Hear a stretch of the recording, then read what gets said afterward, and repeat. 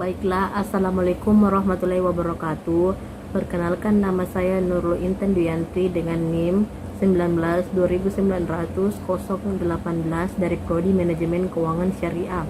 Di sini saya akan memaparkan hasil tugas UTS dari salah satu mata kuliah yaitu Manajemen Asset and Liability, di mana tugasnya yaitu menganalisa konten video adu kinclong bank beraset jumbo. Pertama-tama saya akan membacakan apa sih peranan perbankan di tengah pandemi COVID-19 ini. Kasus COVID-19 di Indonesia memiliki dampak yang sangat besar terutama di bidang ekonomi. Aktivitas ekonomi yang terhambat karena adanya pembatasan sosial yang memang harus dilakukan untuk mencegah penyebaran COVID-19 akhirnya juga membuat perekonomian di Indonesia mengalami penurunan di 6 bulan terakhir pada tahun 2020 atau pada awal masa pandemi, sehingga pemerintah mengambil berbagai kebijakan untuk menjaga stabilitas ekonomi agar tidak terlalu anjlok. Dalam menghadapi COVID-19, Bank BCA merupakan salah satu bank yang mendukung kebijakan pemerintah dalam menanggulangi ekonomi di masa pandemi, di mana Bank BCA menetapkan kebijakan restrukturasi kredit untuk membantu nasabah dalam menghadapi kondisi ekonomi serta membantu para UMKM yang ada di Indonesia. Restrukturasi kredit yang dilakukan oleh pihak bank yaitu dengan melalui pengurangan suku bunga. Kebijakan lainnya yang diperuntukkan untuk para investor di dunia perbankan ialah menampilkan laporan keuangan. Mengapa laporan keuangan itu penting? Agar para investor mengetahui apakah ekonomi di bank tersebut mengalami kenaikan atau malah mengalami penurunan, serta para investor juga mengetahui kinerja pada bank tersebut, sehingga sebisa mungkin bank meningkatkan terus kinerjanya agar saham perusahaan tersebut tidak mengalami penurunan. Jika harga saham mengalami kenaikan, maka indeks harga saham gabungan atau IHSG pada bank tersebut juga mengalami kenaikan.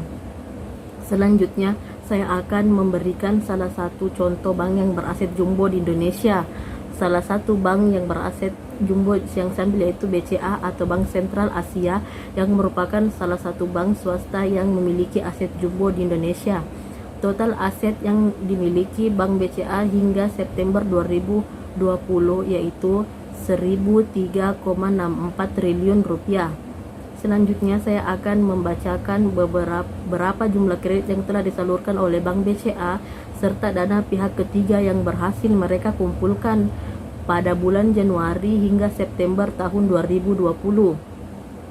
Jumlah kredit yang telah disalurkan oleh Bank BCA pada masa pandemi COVID-19 ini terus mengalami penurunan dari angka 612,16 triliun hingga menjadi 581,85 triliun. Angka tersebut mengalami penurunan sekitar 13 triliun jika dilihat dari kuartal kedua ke kuartal ketiga. Kalau dibandingkan dengan kuartal 3 di tahun 2019, angkanya hanya mengalami penurunan sedikit yaitu sekitar 0,6%. Namun, walaupun jumlah penyaluran kreditnya terus mengalami penurunan, tetapi dana pihak ketiga yang berhasil mereka kumpulkan terus mengalami kenaikan di setiap kuartalnya.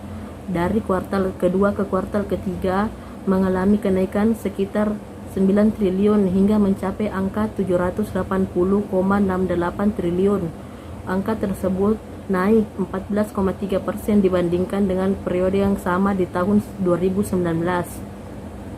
Saya berharap kepada Bank BCA untuk terus bertahan walaupun di tengah berbagai tekanan terutama di masa pandemi COVID-19 ini. Untuk kebijakan apa yang cocok di masa pandemi COVID ini, saya rasa kebijakan yang telah disebutkan pada bagian latar belakang itu sudah merupakan kebijakan yang sudah bagus. Walaupun data di atas menyebutkan bahwa kegiatan penyaluran kredit pada Bank BCA terus mengalami penurunan, saya rasa mungkin mengalami penurunan karena kurangnya informasi mengenai kebijakan tersebut, sehingga masyarakat tidak mengetahui bahwa kebijakan tersebut ternyata juga diterapkan oleh Bank BCA, bukan hanya bank lainnya seperti Bank BRI. Mungkin sekian yang dapat saya sampaikan pada video kali ini. Semoga bermanfaat. Wabillahi taufiq walhidayah. Assalamualaikum warahmatullahi wabarakatuh.